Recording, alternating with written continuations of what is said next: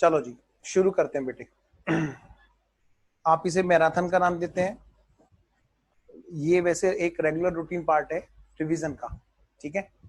Normally हम लोग क्या करते हैं, जब भी हम कोई चैप्टर 3-4 कवर कर लेते हैं, उसके बाद में हम लोग क्या करते हैं, उसको रिकॉल करना जरूरी होता है। ऐसे बेटे हमारा क्या है, जो जो चैप्टर हम लोग कर चुके हैं, जैसे आपका बोनस कर चुके हैं, प्री पोस्ट इनकॉर्पोरेशन कर चुके हैं, हायर परचेज कर चुके हैं, करने को तो काफी कुछ कर चुके हैं, लेकिन हम लोग 3-4 चैप्टर का हम लोग रिवीजन करेंगे अभी, ठीक है। जिन जिन का मैंने नाम बोला था हम करेंगे वही जो कमिटमेंट किया था। सबसे पहले बोनस पे आते हैं, ठीक है। आइए जी, चलिए जी, तो मैं अब शुरू करता हूँ। हमें किसी और लिंक पे नहीं जाना, इसी लिंक पे ही आज से हमारा सारा का सारा काम एक ही लिंक पे होगा। ये टोटली पेड वर्जन है, ठीक है। इसमें हम लोग क्या कर रहे हैं, सिंगल लिंक पे ही बार बार वो मीटिंग चेंज करने का झंझट खत्म। अब आइए जी, तो शुरू करते हैं। सबसे पहला चैप्टर हमने पढ़ा यहाँ पे इधर बोनस का। बोनस में अच्छा, ये कंपनी का फाइनल अकाउंट है, चलिए जी अलग ही करना पड़ेगा। एक मिनट भाई, कहाँ गया बोनस।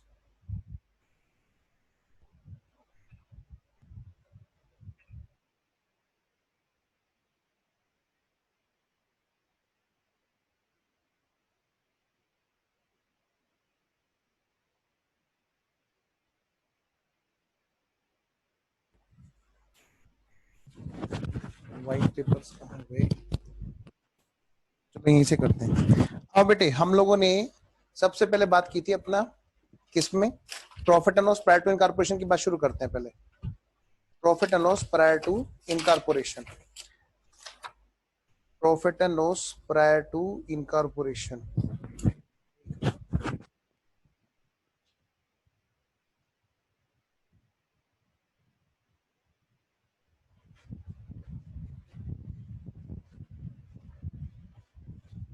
चलिए सारा का सारा फिर ये कराता हूँ, किताबें तो पता नहीं कहाँ गई, देखो।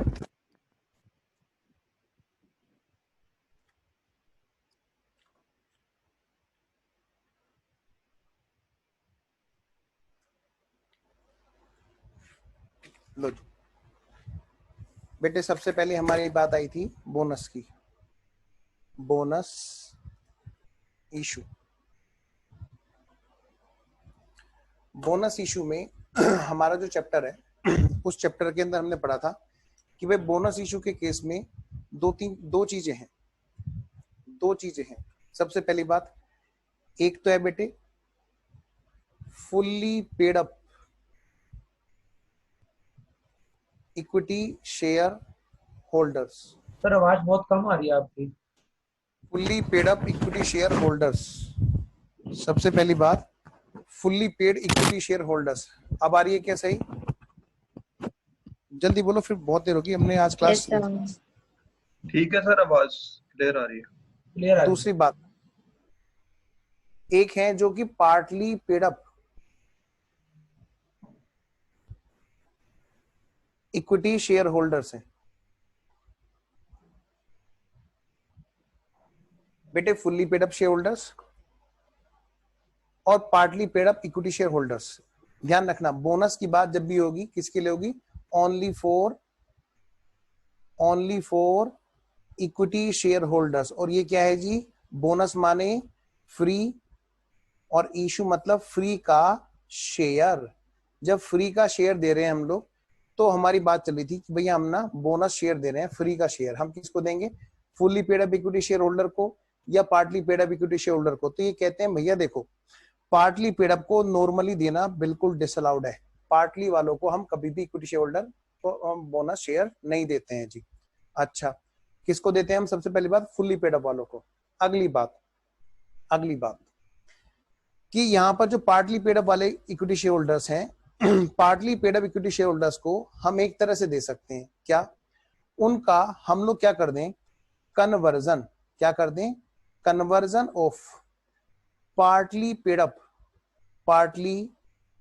Up equity share holders into fully paid up हम उनको कन्वर्ट कर देते हैं बेटे किसमें, फुल्ली पेड अप में।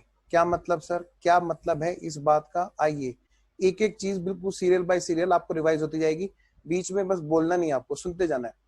क्या मतलब है जी इस चीज का? मतलब ये है बेटे, ये है फेस वैल्यू 10, ये है पेड अप इसका कितना, वो भी पूरा का पूरा 10। कितने नंबर ऑफ शेयर्स हैं जी? ये है जी नंबर ऑफ शेयर्स हैं 1000।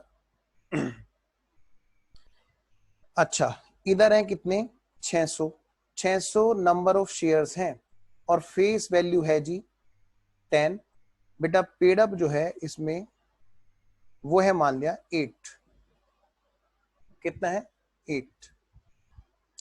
कंपनी ने कहा भैया हम 1:1 का 1:1 हम बोनस शेयर देना चाहते हैं। क्वेश्चन नंबर 1, क्या वो इन 600 वालों को देंगे? Answer is no. किसको देंगे? सिर्फ इनको देंगे जो कि फुल्ली पेड अप हैं। बेटे सारे बच्चे वीडियो ऑन रखेंगे प्लीज।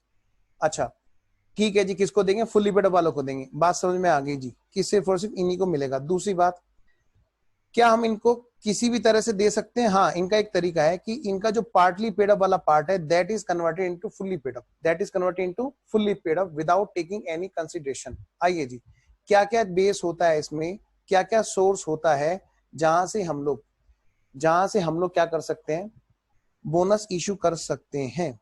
क्या क्या सोर्स है बेटे? यहां पर 4 सोर्स हैं, CRR, security premium, capital reserve, CRR, security premium, capital reserve, हाँ जी, और कौन कौन सा बोलो? Free reserve and surplus, free reserve and surplus. बेटा इधर की बात करते हैं। इधर जो है हम लोग जो यूज करेंगे, बोलो जी, कोई बताएगा मुझे? जिसने पढ़ा है जल्दी बोलो, कौन कौन सी यूज कर कैपिटल सकते? रिजर्व और फ्री रिजर्व यूज होंगे। Very good. तो इसमें कैपिटल बेटे रिजर्व सिर्फ और फ्री रिजर्व। ये शुरू वाले 2 नहीं करते हैं, यस सर। सिर्फ और सिर्फ कैपिटल रिजर्व और फ्री रिजर्व, फ्री सिर्फ रिजर्व इन्हीं करते दोनों हैं सर। करेंगे। और वो कैसे भाई? जैसे मान लिया इनको अगर बोनस शेयर देना है, और बोनस शेयर देना है कितना भाई? हम चाहते हैं इनको 1:1 का हिसाब किताब कर दें, यानी 600 शेयर देना चाहते हैं और 10 रुपए वाले, यानी बेटे कितने रुपए का हम बोनस शेयर देना चाहते हैं? हम देना चाहते हैं जी 6000 रुपए का बोनस शेयर देना चाहते हैं। तो एक तरीका तो यह है कि सबसे पहले हम इनको, यहाँ पे बेटे 2 अल्टरनेटिव है। सबसे पहले हम एक काम करें, इनसे ले लें,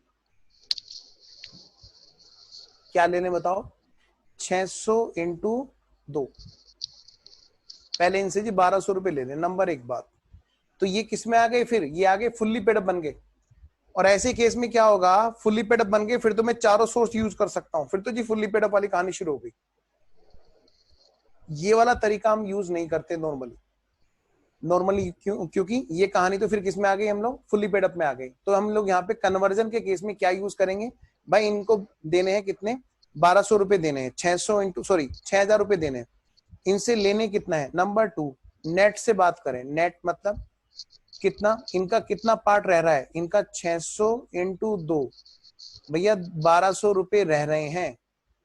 तो 1200 रुपए ना इनसे लेने ना देने, तो बाकी के कितने बचे भाई? 6000 माइनस 1200। तो बेटे हम क्या करेंगे? 4800। 4800 के इनको शेयर्स दे देंगे। ये बात है जी। क्या इतनी बात ओके है सभी को? Yes sir. इसको party paid up are converted without taking any consideration, without taking any amount into fully paid up। ठीक है जी, आगे बढ़ते हैं। भाई यहाँ पे लॉजिक क्या था? और फिर मैं बात करूंगा सीधा सीधा एंट्री की। यहाँ पे लॉजिक क्या था? Logic behind bonus issue, logic behind bonus issue.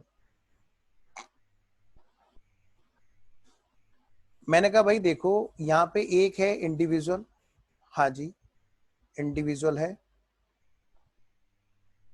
जिसको हम बोलते हैं प्रोपराइटर।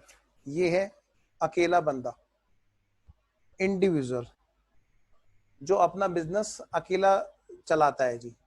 ठीक है, इसका भी तो trading and profit and loss बनता है, इसका भी तो प्रॉफिट निकलता है। हाँ जी, ट्रेडिंग है, प्रॉफिट एंड लॉस है, नेट प्रॉफिट है, ये सारा का सारा प्रॉफिट किसका है, इसी का है। मैंने कहा यहाँ पे ये एक बार टैक्स देता है, इनकम टैक्स, ये जो टैक्स देता है, ये यहाँ पे जो टैक्स देता है, मैं इसको एक बात बोल सकता हूँ, ये कमाने पर टैक्स है। बेटे सुनते रहना, कोई बीच में बोलना मत, जहां डाउट आए पहले मैसेज डाल दो फिर पूछना। मैं कह रहा हूँ ये कमाने पर टैक्स है। फिर जब यही बंदा घर लेके जाता है इसी प्रॉफिट को, मतलब ये प्रॉफिट तो इसमें जोड़ दिया, आफ्टर टैक्स प्रॉफिट कैपिटल में जुड़ गया, हाँ जी जुड़ गया। फिर यही पैसा जब ये निकालता है ड्राइंग्स, तो कोई दिक्कत नहीं आती है जी, कोई दिक्कत नहीं आती। नेक्स्ट, फिर बात आती है जहां पे दो या दो से ज्यादा लोग होते हैं, मतलब पार्टनरशिप। क्या? पार्टनरशिप। कहानी यहां पे भी वही रहती है बेटे, मैं बात कर रहा हूं logic behind bonus issue. Trading and profit loss, भाई यहाँ पे भी नेट प्रॉफिट बनता है, यहाँ पे भी इन्होंने इनकम टैक्स दिया होता है। कमाने पे टैक्स देने के बाद में फिर ये क्या करते हैं, ये बैलेंस शीट में भाई ए होता है, बी होता है, सी होता है। अब इतना सारा काम बैलेंस शीट में नहीं करते, तो एक वर्किंग नोट बनाते हैं जिसका नाम है पार्टनर्स कैपिटल अकाउंट, और वहीं पे कहते हैं भैया ये नेट प्रॉफिट जोड़ दो, और वहीं से बेटे ये क्या करते हैं, ड्रॉइंग्स घटाते रहते हैं, कोई दिक्कत नहीं आती यहाँ पे भी। Logic behind bonus issue. आज आपको बोनस का सही लॉजिक क्लियर होगा अगर आपने बोनस पहले ढंग से नहीं किया। थर्ड, फिर है बेटे कंपनी के केस में हम लोग बात करें, बिल्कुल यही काम होता है, बस वहां पर फॉर्मेट अलग होता है बनाने का, लेकिन काम तो वहां पर भी यही हो रहा है जी, trading and profit and loss. और यहाँ पे बच गया जी इसका नेट प्रॉफिट। क्या? कमाने पे टैक्स, यानी बेटे इनकम टैक्स देने के बाद में तब ये प्रॉफिट आया।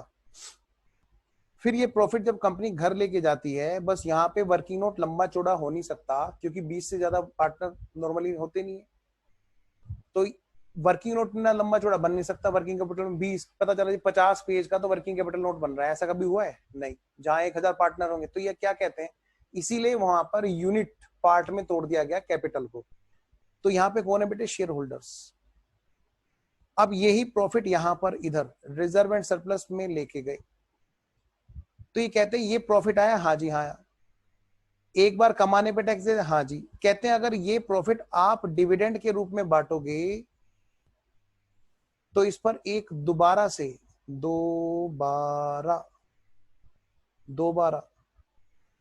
टैक्स लग जाएगा, दोबारा टैक्स लग जाएगा बेटे, जिसका नाम है CDT, कॉर्पोरेट डिविडेंड टैक्स या डिविडेंड डिस्ट्रीब्यूशन टैक्स।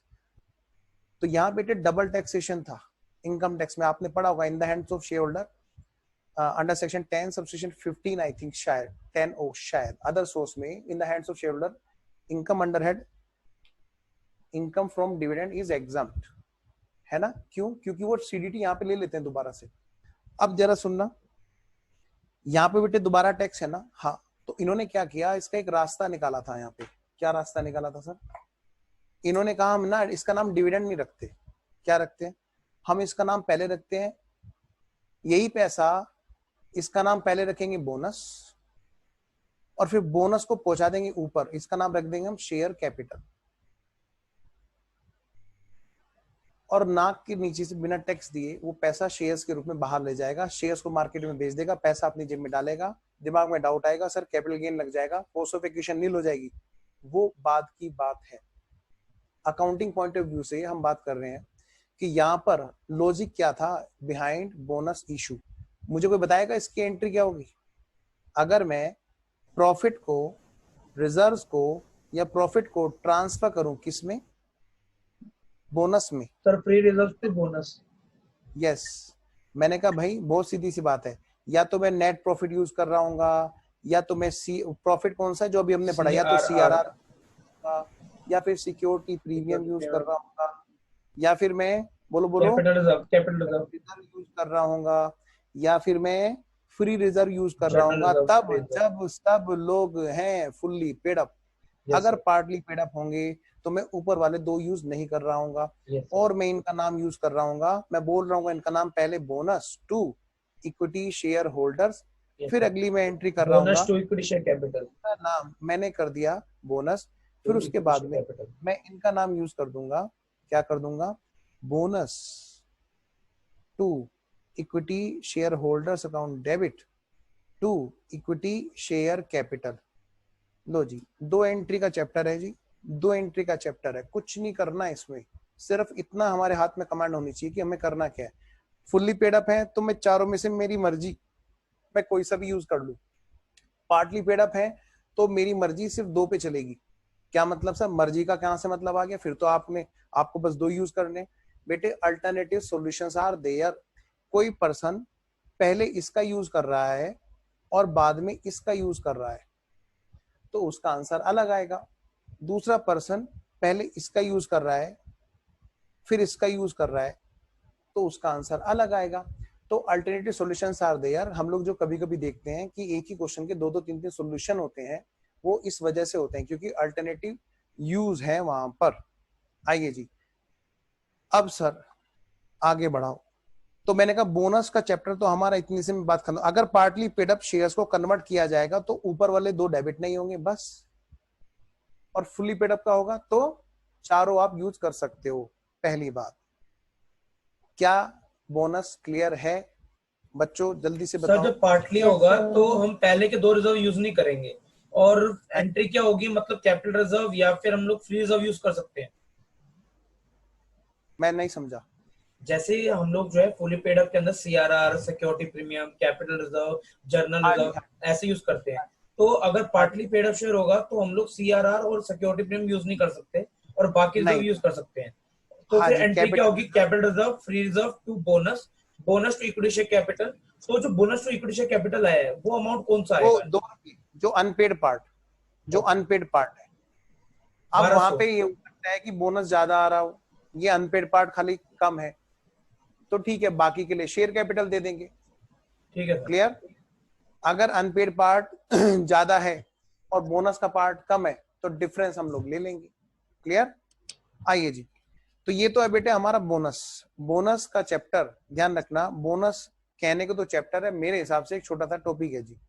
नंबर 1 बात तो बोनस की बात यहाँ पे कंप्लीट हो गई।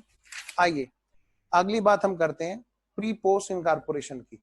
बेटे पहले मुझे बताओ, किसी का कहीं से भी किसी भी राइटर की बुक में, किसी भी स्टडी मैट, किसी भी स्कैनर में इस चैप्टर का बोनस का कोई डाउट हो तो निकालो। मेगा रिवीजन का मतलब है कि हम लोग पहले सारा कॉन्सेप्ट रिवाइज करेंगे, जो पॉसिबल डाउट्स आते हैं वो मैं बता दूंगा, फिर भी अगर बच गए तो आप मुझे बताओगे और मैं उसको सोल्व करा दे दूंगा। बोलो बेटा। सर लेकिन अगर जैसे पार्टली पेड अप शेयर था, अगर हम इसको जैसे आपने 2 ऑप्शन बताए थे कि इसको या तो पेड अप करवा लो, पहले पेड अप करा के कर लो तो तुम चारों रिजर्व यूज कर सकते हैं ना। जैसे मान लो हाँ, आपने, हाँ, फिर तो फुल्ली पेड अप की कहानी शुरू हो गई। गलत तो नहीं होगा ना सर अगर वैसे भी अगर कर दे हम तो? ना ना, मतलब ही नहीं बैठता। ठीक है सर।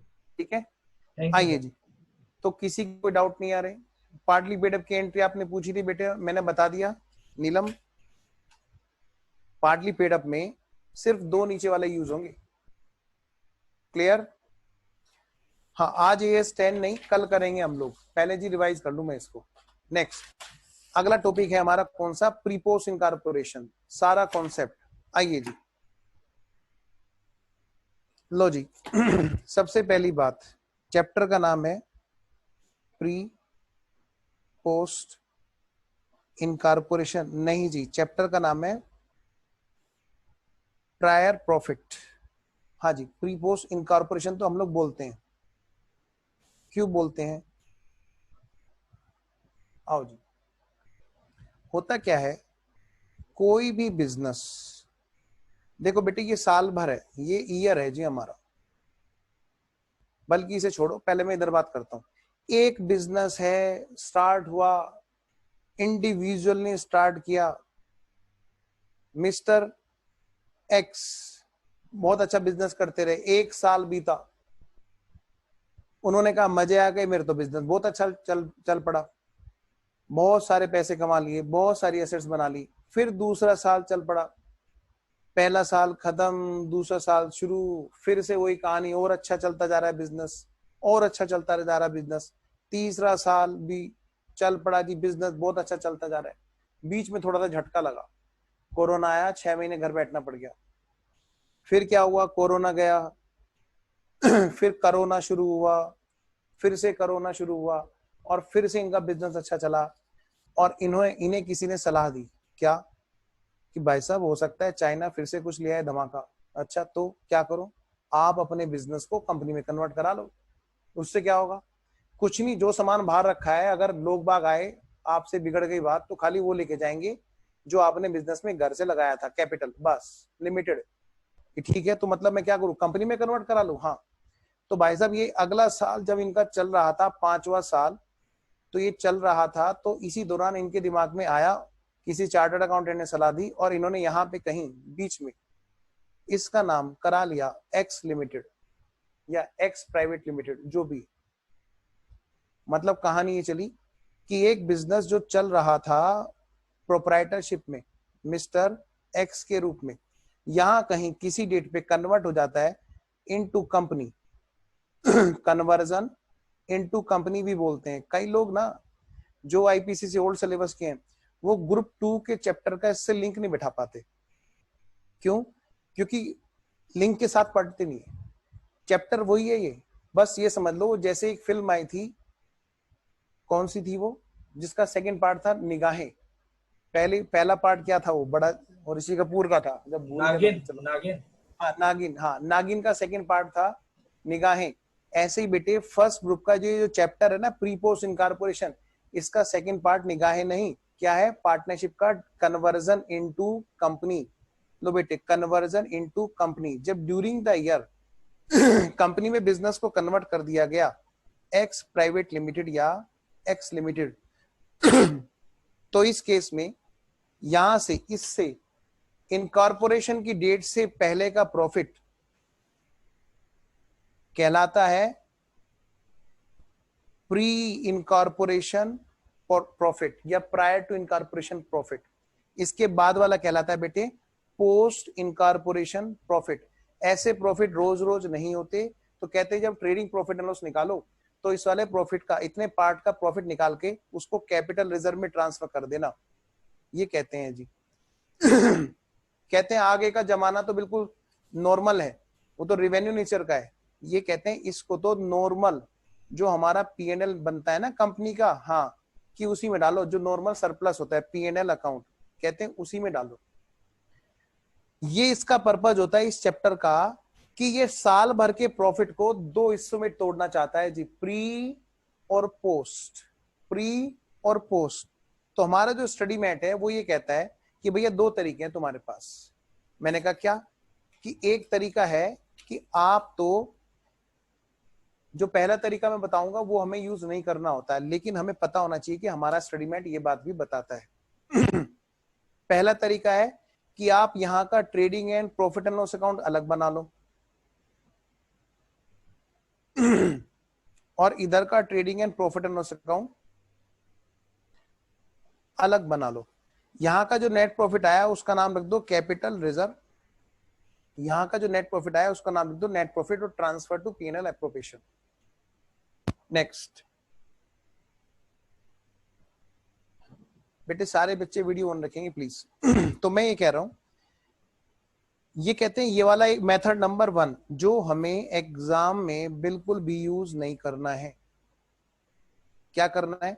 दूसरा तरीका, वो कहते हैं कि दूसरा मेथड है जो हमें एग्जाम में यूज करना होता है, वो क्या है जी? वो है ये कि साल भर का तो बना दो ट्रेडिंग इकट्ठा, साल भर का ट्रेडिंग अकाउंट तो बना दो बेटे इकट्ठा। इससे क्या निकल के आएगा? इससे निकल के आएगा जी आपका जीपी, क्योंकि साल भर में तो सेल प्राइस एक ही जैसा रहता है। तो कहते हैं इसको सेल के रेशो में बांट दो, जितना जितनी सेल जहां पे है उतना उतना प्रॉफिट उसका वहां पे चला जाएगा। फिर इसके पीएनएल के कर दो 2 हिस्से, और ट्रेडिंग एंड पीएनएल कहते हैं फिर इसके कर दो 2 हिस्से, एक का नाम रख दो प्री और दूसरे का नाम रख दो पोस्ट इनकॉर्पोरेशन। प्री पोस्ट कहते हैं ये वाला तरीका है जो हम लोग एग्जाम में यूज करेंगे। अच्छा, तो ये जीपी यहां बढ़ जाएगा जी बाय जीपी। फिर बाद में यहाँ पे क्या निकल के आएगा जी? नेट प्रॉफिट निकल के आएगा। लेकिन इस नेट प्रॉफिट से पहले यहाँ पे कुछ खर्चे होंगे जो हमें बांटने होंगे प्री और पोस्ट वाले पीरियड में। और बस सारा चैप्टर इसी बात पे डिपेंड है, बस ये कि कौन सा खर्चा प्री में और कितना खर्चा प्री में, कौन सा खर्चा पोस्ट में और कितना खर्चा पोस्ट में।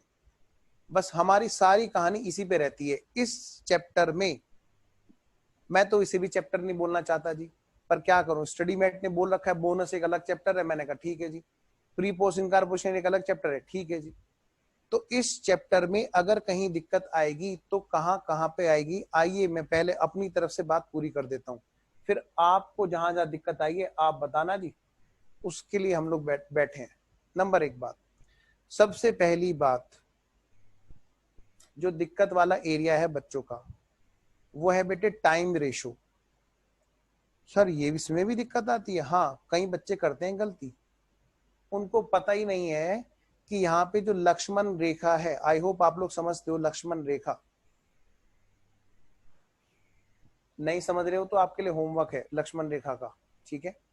लक्ष्मण रेखा मतलब बेटे भगवान राम लक्ष्मण जी को छोड़ के गए थे कि तुम सीता मैया के साथ पास में खड़े रहो, ठीक है, अभी किसी को अंदर मत जाने देना। भगवान राम चले गए थे कहीं, तो आपको पता ही होगा। तो लक्ष्मण जी ने क्या किया, एक रेखा खींच दी थी कि भाभी आप बाहर मत आना बस इस रेखा के, और अंदर कोई आ नहीं सकता। बेटे वो जो एकदम कड़ी जो सुरक्षा होती है उसको बोलते हैं लक्ष्मण रेखा, यानी कि एक बार खींच दी लाइन तो बस खींच दी। उनको यही नहीं पता होता कि लक्ष्मण रेखा यहाँ पे कौन सी है। यहाँ पे दो तरह की डेट हमें क्वेश्चन देता है, मैं यहाँ पे लिख रहा हूं। एक तो है डेट कौन से वाली, जब बिजनेस स्टार्ट हुआ, बिजनेस स्टार्ट मतलब बेटे बिजनेस कमेंस हुआ, बिजनेस के स्टार्ट होने की डेट देता है क्वेश्चन एक तो। दूसरा कौन सी डेट देता है जी क्वेश्चन, दूसरा देता है हमें क्वेश्चन डेट जब कंपनी इनकॉर्पोरेट हुई, यानी बेटे कंपनी का जन्म हुआ। हमें ये वाली डेट जो है ना, इस वाली डेट से कोई मतलब नहीं होता, हमें डेट देखनी होती है प्री इनकॉर्पोरेशन वर्ड है ना इस चैप्टर का नाम, इनकॉर्पोरेशन की डेट से पहले बेटे डेट ऑफ इनकॉर्पोरेशन से मतलब होता है। तो ये जो लक्ष्मण रेखा आएगी ये डेट ऑफ इनकॉर्पोरेशन पे आएगी, कि जहां पर भी डेट ऑफ इनकॉर्पोरेशन है, जिस डेट को कंपनी रजिस्टर्ड हुई, जो उसकी रजिस्ट्रेशन की डेट होती है ना, तो वो डेट है, उससे पहले का हमें प्रॉफिट ढूंढना होता है, उस डेट तक का टाइम रेशियो में ढूंढना होता है। जैसे फॉर एग्जांपल ये है 1 अप्रैल, आपके एग्जाम में जो आएगा वो आएगा 1 अप्रैल 2019, 31 मार्च 2020। दो डेट दे दी क्वेश्चन में। एक तो जी कंपनी जब इनकॉर्पोरेट हुई वो है जी 1 जुलाई, एक जब बिजनेस स्टार्ट हुआ जिससे आपको मतलब नहीं होना चाहिए, बिजनेस स्टार्ट हुआ वो है जी 1 अगस्त। तो मेरा आपसे क्वेश्चन है, बताओ बेटे साल भर के प्रॉफिट या प्रॉफिट एंड लॉस में बटने वाले इन खर्चों को, हमारा मुद्दा क्या है, इन खर्चों को कितना खर्चा प्री और कितना खर्चा पोस्ट, किस रेशो में हम लोग बांटेंगे। तो कुछ खर्चे जो टाइम के ऊपर डिपेंड होते हैं उन्हें टाइम के रेशो में बांटते हैं, तो हमें वो टाइम रेशो ढूंढना होता है। तो मुझे ये बताओ बेटे इसमें टाइम रेशो कितना आया सर 1 अप्रैल से 30 जून, जब हाँ तक यानी अप्रैल मई और 3:9 जून सर, जून अप्रैल से जून। 1 जुलाई को कंपनी बनी ना, तो बच्चा दूसरी गलती क्या करता है, वो जुलाई भी काउंट कर लेता है, जैसे अभी शायद यहाँ पर शायद किसी से हुई शायद। तो अप्रैल मई जून, अगर बच्चा 1 अगस्त की डेट को लेकर के चलेगा तो वो कुछ और निकाल रहा होगा, अप्रैल मई जून जुलाई, तो 4 महीने काउंट कर बैठेगा। हमें ध्यान रखना होता है लक्ष्मण रेखा कौन सी है, डेट ऑफ इनकॉर्पोरेशन, अप्रैल मई जून, कितना बेटे 3 मंथ्स और 9 मंथ्स। तो जो खर्चे ऐसे होंगे जहां पर हमें टाइम के रेशो के बेसिस पे खर्चों को बांटना होगा, वो खर्चे 3:9 के रेशो में यहाँ पे बट जाएंगे। ऐसे खर्चे कौन से होंगे भाई, अब हमें समझना होता है कि खर्चों का नेचर, वो खर्चे जो टाइम के बेसिस पे चलेंगे, जैसे सैलरी, जैसे प्रिंटिंग स्टेशनरी। कई बच्चे प्रिंटिंग स्टेशनरी को लिए रखते हैं कि भाई प्रिंटिंग स्टेशनरी बटेगा नहीं बटेगा, किस बेसिस पे बटेगा, इसमें उलझे रहते हैं। तो ध्यान से बेटा, सबसे पहले कौन सा बताओ जल्दी से, टाइम रेशो। टाइम रेशो पे कौन से खर्चे जो टाइम के बेसिस पे आगे बढ़ते हैं? और कौन सा हो सकता है सर? मैंने कहा सैलरी, रेंट, और क्या हो सकता है? सोच के देखो, और क्या हो सकता है? प्रिंटिंग स्टेशनरी, और क्या हो सकता है? और हो सकता है जी हमारा डेप्रिसिएशन। तो ऐसी चीजें जो टाइम बेसिस पर खर्चे होते हैं, जिन्हें इस बात से मतलब नहीं होता है कि कंपनी है या प्रोप्राइटरशिप है या पार्टनरशिप है, तो ऐसे खर्चे टाइम के रेशो में बांटे जाते हैं। नेक्स्ट, अगला खर्चा, दूसरा खर्चा है बेटे सेल्स के बेसिस वाला खर्चा। तो सेल के बेसिस वाला खर्चा कौन सा है जी जो इसमें बटेगा जी?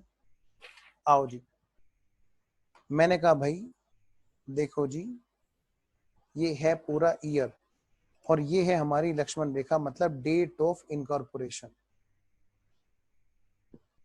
मैंने कहा कुछ खर्चे ऐसे हैं बेटा जो सेल्स के बेसिस पे आगे बढ़ते हैं। तो सबसे पहली समस्या हमने देखी यहाँ पे इस चैप्टर में जो आती है, वो आती है जी टाइम रेशो की। अब हम नहीं गड़बड़ाएंगे, अगर हमने पकड़े रखा है उसका सॉल्यूशन, डेट ऑफ इनकॉर्पोरेशन को अगर हमने पकड़े रखा है तो ये गलती खत्म। दूसरा, सेल्स का रेशो, सर इसमें भी गड़बड़ हो जाती है? हाँ, मैं बताता हूं कहां गड़बड़ होती है। पहले मैं बात करता हूं सेल रेशो कैसे, क्या मतलब भाई, इससे पहले पहले की जो सेल्स है और इसके बाद की जो सेल्स है, इन दोनों का रेशो मेरे को चाहिए होता है। ये है 1 अप्रैल, ये है 31 मार्च 2020, बेटा ये है 2019। यहां पे इससे पहले की सेल और बाद की सेल को कई बार क्वेश्चन सीधा सीधा नहीं देता, वो दे देता है एक ट्रेंड दे देता है क्वेश्चन के अंदर। क्या? यहाँ पे जो भी सेल चल रही थी ना, वो 1111 चल रही थी अगर, तो बाद में वो 2/3 से इंक्रीज हो गई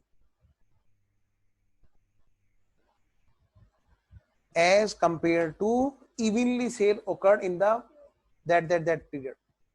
फिर इससे बाद में और क्या कहता है कि यहाँ पे जैसे क्या है, ये डेट जो है ना, एक और डेट है, कौन सी डेट जिससे हमें को मतलब नहीं होता है? अच्छा हाँ, तो कह रहे ये जो इवनली चल रही थी ना, ये यही नहीं, थोड़ा सा ना ये बाद में भी इवनली चली यहां तक। अच्छा, उसके बाद में ये जंप करी, तो कोई दिक्कत नहीं, क्या हो गया? ऐसे केस में हमें कुछ नहीं करना, हमें जहां जहां तक इवनली है वहां वहां पे हमने 1 लिखा और बाद में 1 + 2/3 ऐसे लिख लिया। तो मतलब मैं कहूं, अगर इसी बात को मैं ढंग से लिखूं यहां पर, लो भाई ये रही कौन सी डेट अपनी? अप्रैल। अभी कौन सी डेट आई थी अपनी? जुलाई वाली ली थी ना हमने, जुलाई 1, अप्रैल, मई, जून। फिर हमने ली थी 1 अगस्त ली थी हमने अपने एग्जांपल में, date of commencement of business. Question कह रहा है कि यहां तक तो सब कुछ इवनली चला, इसके बाद में वो जंप कर गया 2/3 से। तो हम कैसे कैसे करेंगे भाई? अप्रैल, मई, जून, 1 1 1 अगर था, फिर क्या बेटे यहाँ पे जुलाई 1, लेकिन पोस्ट में जुलाई, फिर क्या है बेटा अगस्त 1 के बाद में जंप हुआ 1 + 2/3 एंड सोन। बताओ कितने? 1 2 3, 3 महीने हो गए ना, 3 महीने हो गए। यहां पर 1 महीना है जब 1 का रेशो रहा। इसके बाद में यहां पर कितने हुए? 4। बाद में कितने रहे? 8 महीने जब ये रेशो चला। तो हमारा यहाँ पे रेशो कितना आएगा? 3:1+, क्योंकि 1 महीने का रेशो रहा, 1.66 बार इंटू 8। बेटे ये यहाँ पे मतलब क्वेश्चन हमारा अगर कभी कोई अटका है तो वो यही वाला क्वेश्चन अटका है, इसके अलावा कोई क्वेश्चन अटका ही नहीं है आपका, कभी भी आप देख लेना। मैं चैलेंज मारता हूं इस चीज का, अगर आपका इसके अलावा और कोई भी क्वेश्चन अटका हो, यहीं पे ही अटके थे ज्यादातर बच्चे, जहां पर रेशो में उलझा देता है छोटी छोटी चीजों पे, 2/3 स्पूटेड इंक्रीज वगैरह वगैरह वगैरह।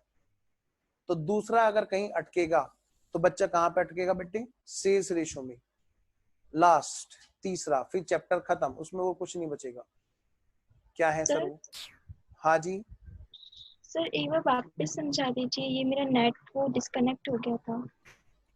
अच्छा बेटा देखो मैं ये कह रहा हूं, ये जो सेल्स का रेशो है, इस सेल्स के रेशो में बच्चा उलझता है, सिर्फ एक ही क्वेश्चन में उलझा है। आज तक इसके अलावा और कोई क्वेश्चन नहीं बना जिसने बच्चों को, सीए करने वाले बच्चों को उलझाया हो। मैंने नहीं देखा जी किसी और बच्चे को, मतलब किसी और क्वेश्चन में बच्चों को उलझते हुए। और वो बच्चे कहीं ना कहीं मंद मंद मुस्कुरा रहे होंगे, ले भाई ये तो वही पकड़े बैठा है। जहां पर बच्चों को दिक्कत अगर आई है तो, हालांकि आप जैसे एक्सपर्ट बच्चे हैं जो यहाँ तो छोड़ो बड़ी बड़ी मुश्किलों में नहीं उलझते। बेटे क्वेश्चन ने बोला कि सेल इवनली चली थी जब तक बिजनेस कमेंस्ड हुआ, और हमारा डेट ऑफ इनकॉर्पोरेशन 1 जुलाई। मैंने कहा इवनली चली थी, 1 में इवनली लेके चला, अगर बराबर बराबर बराबर चल रही थी, thereafter spurted an increase of 2/3, यानी कि 1 + 2/3, यानी मैं कह सकता हूं 2 को 3 से डिवाइड करेंगे तो 1.67। तो अप्रैल मई जून 3 महीने तक तो 111 चला, जुलाई में 1 चला, फिर अगस्त से आगे कितने बचे भाई, 4 महीने यहाँ पे, कोई बचे कितने 8, तो 8 महीने तक क्या चलेगा, 1.66 बार चलेगा जी। फिर इनको जोड़ूंगा तो ये अगला रेशो आ जाएगा इन दोनों को जोड़ने के बाद में, तो ये इज टू ये। क्लियर? तो आइए जी, तीसरा अगर कहीं बच्चा उलझा है इस चैप्टर में, नंबर 3, वो है बेटे स्पेसिफिक पीरियड रिलेटेड एक्सपेंस। जहां पे कोई खर्चा ऐसा है जो पार्टिकुलर स्पेसिफिक पीरियड को बिलोंग करता है, चाहे वो प्री इनकॉर्पोरेशन चाहे वो पोस्ट इनकॉर्पोरेशन, तो हमें अगर उस खर्चे को पहचानने में दिक्कत हुई है सिर्फ तो तभी दिक्कत हुई है, अदरवाइज नहीं। सर ऐसे कौन से खर्चे? मैंने कहा वो खर्चे जो बिलोंग करते हैं पार्टिकुलर पीरियड को। कैसे पता चलेगा? मैंने कहा बताओ डेट ऑफ इनकॉर्पोरेशन से पहले कौन था ये? भाई ये था मिस्टर एक्स प्रोपराइटर, या mister X and mister Y. हो सकता है पार्टनरशिप फर्म रही हो सकता है जी, बिल्कुल हो सकता है। बाद में बन गई ये एक्स वाई लिमिटेड या X Y private limited. Question हमें जो देगा वो देगा यहाँ का ट्रायल बैलेंस, साल भर का ट्रायल बैलेंस, और उसमें बहुत सारे खर्चे लिए होंगे, बहुत सारे ट्रेडिंग और पीएनएल का आइटम दिया होगा। ट्रेडिंग का तो हमने जीपी बना लिया होगा, लेकिन जो पीएनएल के खर्चे होंगे उनको बांटते हुए हमें थोड़ा सा इन बातों का ध्यान रखना है, जिसको हम बांट दें प्री में और पोस्ट में, ताकि प्री का अलग आ जाए जी और पोस्ट का अलग आ जाए जी। प्री वाले को हम कैपिटल रिजर्व में भेज दें, पोस्ट वाले को हम नेट प्रॉफिट बना करके पीएनएल एप्रोप्रिएशन में भेज दें। ये हमारा पर्पज है जी। तो यहाँ पर स्पेसिफिक पीरियड रिलेटेड खर्चों को हमें देखना होता है कि वो प्री वाले हैं तो प्री में जाएंगे, पोस्ट वाले हैं तो प्रो में। जैसे सर मैंने कहा डिबेंचर का इंटरेस्ट, बताओ जी डिबेंचर का इंटरेस्ट कहाँ जाएगा जी? प्री में जाएगा पोस्ट में आएगा? सर पोस्ट में, क्योंकि डिबेंचर जब इनकॉर्पोरेट होगी तभी तो हम इशू करेंगे।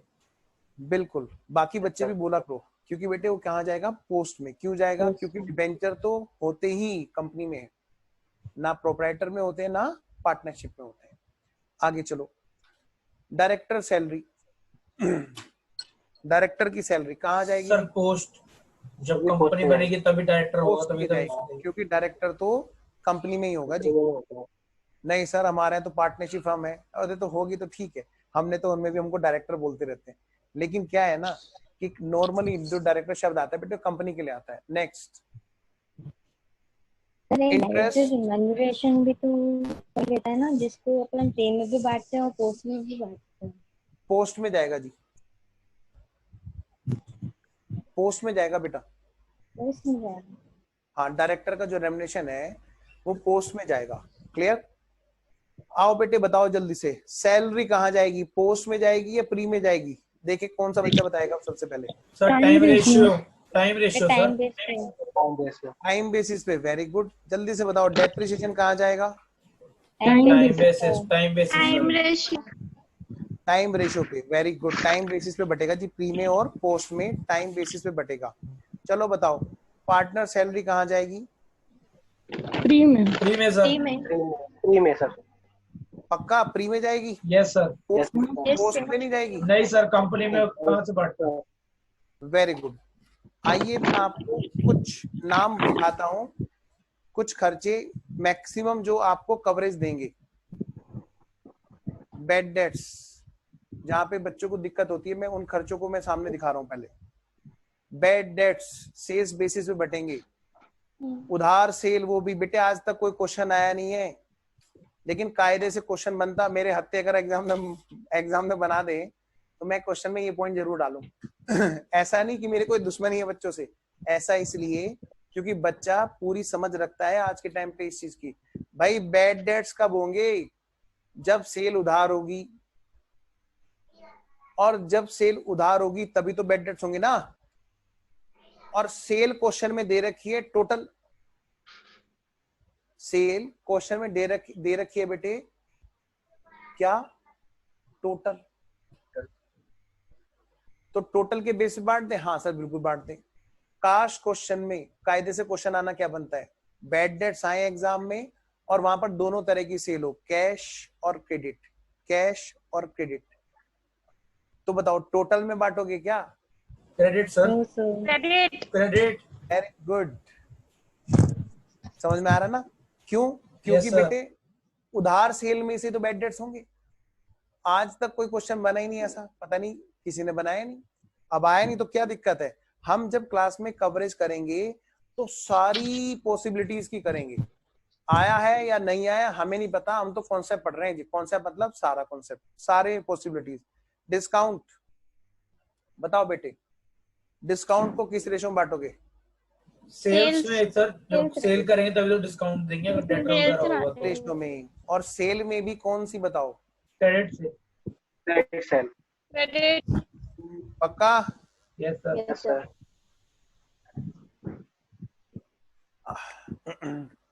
हाँ जी बिल्कुल, क्रेडिट में बटेगी। ठीक है, क्योंकि यहाँ पे जो भी सेल है बेटे, जो डिस्काउंट दी जाती है वो किस पे दी जाती है? अर्ली रिकवरी के पर्पज से। ठीक है, Yes, नेक्स्ट sir. आगे बढ़ते हैं। भाई एडवर्टाइजमेंट एक्सपेंस, इसमें डाउट आता है बच्चों को, सर क्या बात कर रहे हो, हमें नहीं आता इसमें डाउट। तो सर सेल है ना, सर सेल है तो कहाँ से आएगा डाउट? सेल में होती है advertisement. Advertisement expenses, advertisement expenses में आपने किसी क्वेश्चन में देखा फिक्स बेसिस पे टाइम बेसिस बांटा है? नहीं सर।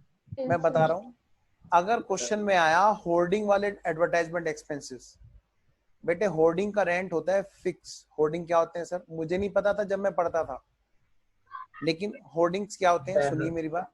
जितने भी जो बाहर हमने देखा होगा, अक्सर सड़कों पे जाते हैं तो कुछ वो फ्लेक्स वगैरह टंगे रहते हैं, तो काफी बड़े बड़े वो लगे रहते हैं बोर्ड्स, जो सड़क के बीचों बीच लगे रहते हैं। ठीक है ना? तो ऐसे ही चीजें क्या कहलाती है? होर्डिंग्स, बड़े बड़े एडवर्टाइजमेंट वाले बोर्ड।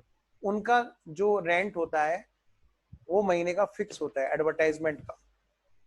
उन्हें इस बात से कोई मतलब नहीं वो प्रोप्राइटरशिप में चल रहा है बिजनेस या कंपनी से, वो तो भैया महीने का फिक्स पेमेंट है एडवर्टाइजमेंट के लिए। तो ऐसा एडवर्टाइजमेंट जो होर्डिंग्स को बिलोंग करता है वो फिक्स बेसिस पर यानी बेटे टाइम बेसिस पे बांटा जाएगा। नंबर एक बात। नंबर दूसरी बात, अगर कुछ ना बोले तो एडवर्टाइजमेंट क्या मानेंगे हम लोग? सेल्स बेसिस पे। लेकिन जिस क्वेश्चन में होर्डिंग्स आ जाएगा वहां पर टाइम बेसिस पे बटेगा। है एक क्वेश्चन है जहां पर बटा हुआ है एडवर्टाइजमेंट फिक्स में। Next sales promotion. Sales promotion तो वेरिएबल ही होता है जी, तो इसलिए कहां पे जाएगा हमारा? किस में जाएगा? सेल्स के रेशो में। आइए जी, टाइम बेसिस पे बटने वाले खर्चों को एक बार थोड़ा सा देख लें। क्या पता कोई खर्चा ऐसा आपको समझ में आ जाए, अरे ये तो थोड़ा सा सोचने लायक था। जैसे आपका इलेक्ट्रिसिटी, जैसे आपका प्रिंटिंग एंड स्टेशनरी, ये दो खर्चे ऐसे हैं जहां बच्चे अक्सर मैंने कंफ्यूज देखे हैं। इलेक्ट्रिसिटी, वो कहते हैं सर हमारी तो मैडम ने सिखाया था 12th में कि ये तो हैवी खर्चा होता है, इसको ना डायरेक्ट एक्सपेंस मानते हैं, ट्रेडिंग में डालो। बेटे जहां पे पावर एक्सपेंस लिखा हो वहां डालते हैं ट्रेडिंग में। नंबर एक बात। घर में क्या यूज होती है? पावर ना जी ना, घर में होती है इलेक्ट्रिसिटी, और वो होती है बेटे पॉइंट्स के बेस पे डिस्ट्रीब्यूट। तो ये हम बांटते हैं हमेशा टाइम बेसिस पर। अच्छा, फिर आते हैं जी printing and stationery. Printing and stationery हमारा ऑफिस का डेली रूटीन का पार्ट होता है, तो उसको हम नॉर्मली ऑन एन एवरेज बिल्कुल बराबर ही मानते हैं। तो टाइम बेसिस कोई बच्चा ये ना सोचे कि सर ये तो सेल्स बेसिस पे होना चाहिए। मैंने कहा क्यों? जो ठीक, आर्गुमेंट्स बोलो। आए हैं, जो मतलब डिस्कशंस के पॉइंट निकल के आए हैं बच्चों के कि सर जहां पे सेल होती है वहीं तो हम प्रिंट इनवॉइस निकालेंगे, प्रिंट निकालेंगे वगैरह वगैरह। मैंने कहा हम इनको ऑन एन एवरेज लेके चलते हैं, ऐसा नहीं है कि खाली इसमें एक ही चीज पे लेके चलें, ठीक है। तो हम हमेशा क्या मानेंगे, प्रिंटिंग स्टेशनरी ऑफिस का एक नॉर्मल पार्ट है, ठीक है बच्चों। आगे बढ़ते हैं, अब आते हैं स्पेसिफिक इंटरेस्ट ऑन कैपिटल। कहाँ जाएगा जी, पोस्ट में जाएगा। नहीं तो फ्री में जाएगा ना? कहाँ जाएगा, फ्री में जाएगा सर, फ्री में जाएगा, पहले ही बिल्कुल। और डायरेक्टर रेम्युनरेशन पोस्ट में पोस्ट में जाएगा जाएगा सर। जी, बिल्कुल। सर प्री का ट्रेडिंग बना लिया, पोस्ट का ट्रेडिंग मतलब प्री का ट्रेडिंग पीएनएल बना लिया, पोस्ट का भी बना लिया, करें क्या अब इसका। मैंने कहा पहले अगर आए प्री वाला तो प्रॉफिट, अगर पहले लॉस आ जाए प्री वाले में लॉस आ जाए बेटे गुडविल में डालेंगे। ऐसा क्यों, ऐसा क्यों बेटे, इसके लिए हमें जाना पड़ेगा conversion of firm into company के चैप्टर में। एक हल्का सा लिंक है यहाँ पे भाई। मैं अगर कोई सामान बेच रहा हूं और आप उस सामान को खरीद रहे हो तो मेरा प्रॉफिट आपका नुकसान, मेरा नुकसान आपका प्रॉफिट। आपने अगर बिजनेस खरीदा और आपने बिजनेस खरीदने के बाद में किसी को एक्स्ट्रा पेमेंट दिया तो वो किस बात का दिया, ऑफ कोर्स गुडविल का दिया। किसी का बिजनेस आप खरीदते हो, एक्स्ट्रा पेमेंट देते हो तो क्या कहलाता है आपका गुडविल। आपने किसी का बिजनेस खरीदा, आप कह रहे हो प्री वाले पीरियड में आपने नुकसान को खरीद लिया जी, आपने किसी का बिजनेस खरीदा। सर इसमें बिजनेस खरीदने वाली बात कहां से आ गई बेटे, बिजनेस खरीदने वाली बात यहां से आ गई क्योंकि अकाउंटिंग पॉइंट ऑफ व्यू से X limited, X private limited is buyer company और मिस्टर एक्स इज सेलर। ये सेलर है अपने बिजनेस के और ये परचेजर है अपने इस वाले बिजनेस के। तो इसलिए क्या करते हैं यहाँ पर खरीदने और बेचने की एंट्री होती है। पहले इसमें नाम होता था इस चैप्टर का business acquisition and profit and loss prior to incorporation, वो नाम हटा दिया जिस वजह से बिजनेस एक्विजिशन की एंट्री हट गई, वरना पहले ज्यादा अच्छा था ये chapter. Come to the point. अगर ऐसा हुआ तो पिछले वाले पीरियड में अगर लॉस आया तो कहाँ ट्रांसफर करेंगे जी, गुडविल में, और प्रॉफिट आया तो कैपिटल रिजर्व में, और पोस्ट इनकॉर्पोरेशन में अगर प्रॉफिट आया तो पीएनएल और लॉस आया तो भी पीएनएल। ये सारा का सारा रिवेन्यू नेचर रहेगा। नेक्स्ट आगे बढ़ते हैं जी, अगला चैप्टर है जी हमारा हायर परचेज। अगले चैप्टर पे चलने से पहले मुझे बताओ प्री पोस्ट में आपका कहीं से कहीं तक कोई भी डाउट है जो छुटा हुआ हो, पूछ लो बेटे, पूरा नहीं मौका दे सर, रहा हूं। क्लियर हो गया पूरा। No sir. पक्का? सर हाँ जी, आओ जी, पूछो जी। सर ऑडिटर फीस का क्या होता है? कभी उसको प्री में लेते हैं, कभी पोस्ट में हाँ सर, लेते ये हैं। बहुत बड़ा Very डाउट good, है सर ऑडिट बहुत फीस बढ़िया, का। बहुत बढ़िया। आइए जी, चलिए जी, पूछता हूँ मैं बताता हूँ। देखो बेटा, बहुत अच्छा पॉइंट है और बहुत ही मतलब जिसको कहते हैं ना रियल में बहुत अच्छे लेवल का आपने पॉइंट पूछा। और मैं सोच रहा हूँ कि ये सिर्फ वही बच्चा पूछ रहा होगा जिसने वाकई में गहराई से इस चैप्टर को किया होगा। देखो बेटे,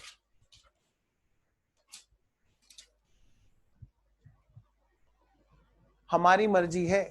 सेक्शन 40 कौन सा है वो, सेक्शन 44 एडी तो अलग हो गया, प्रेजेंटिव 40 ए है ना, और 40 A B, 44 AB 44 A maintenance of account, हाँ, और 44 44 A AB tax audit. Tax audit. भाई जहां पर हाँ टैक्स सर। ऑडिट है वहीं पर ऑडिटर की फीस लगेगी, नंबर एक बात। अब यहाँ पर क्या है, हम ये अजम्पशन मानते हैं सिर्फ कंपनी है जो कि ऑडिट के लिए लायबल है, तो हम हमेशा क्या करते हैं उसको पोस्ट में डालते हैं, नंबर एक। नंबर दूसरी बात, सर क्या हम यहाँ पे डिफरेंट अजम्पशन ले सकते हैं? ऑलवेज वेलकम, ऑलवेज वेलकम, हमेशा ले सकते हैं। क्वेश्चन गलत तो नहीं होगा? नहीं जी, कोई क्वेश्चन गलत नहीं होगा। नंबर तो नहीं कटेंगे? बिल्कुल नहीं कटेंगे। आओ, लेकिन अंदर से आत्मा आवाज नहीं देगी आपको। क्या मतलब? जब तक आप सेल को ढंग से देख ना लो, क्योंकि आपने 44 ए भी पढ़ रखा है, तो आप देखोगे कि वाकई में उसकी ग्रोस रिसीट्स या सेल टर्नओवर उसकी उतनी है कि उस पर टैक्स ऑडिट लगना चाहिए। बेटे अजम्पशन तभी लेना जब आप अपने उन सेक्शंस के बेस पर सही ढंग से आप महसूस करते हो कि यहाँ पर इनकी टर्नओवर उस रेंज से बाहर जा रही हो, तभी तो लेने का मन करेगा ना आपका भी। गलत एजम्पशन लेने का कोई थोड़ा ना कि चलो हमें मौका मिल जाए तो हम गलत एजम्पशन भी ले लें। अंदर से जब तक आवाज ना आए ना तब तक वो हमें क्वेश्चन में अप्लाई करना ही नहीं चाहिए।